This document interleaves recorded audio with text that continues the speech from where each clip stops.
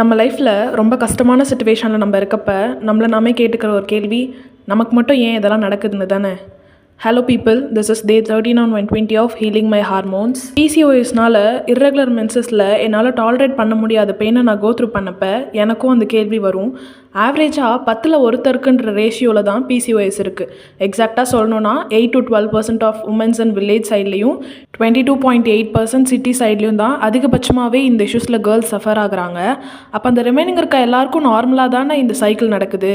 அவங்க எல்லோரும் ப்ராப்பரான லைஃப் ஸ்டைலில் இருக்காங்களான்னா கண்டிப்பாக இல்லை. ஸ்ட்ரெஸ் அவங்களுக்கும் இருக்குது, சேம் ஃபுட்டு அவங்களும் எடுக்கிறாங்க. ஆனால் அது ஒரு பாடிக்கு ப்ராப்ளம், இன்னொரு பாடிக்கு ப்ராப்ளம் இல்லை. எல்லோரோட பாடியும் சேமாக ரியாக்ட் பண்ணாது. பிசிஓஎஸ் இருக்கவங்களுக்கு இன்சுலின் ஸ்பைக் ஈஸியாக ஆகும். இல்லாத உமனுக்கு பாடி குளுக்கோஸை நல்லா ஹேண்டில் பண்ணும். அதனால சைக்கிள் டிஸ்டர்ப் ஆகலை.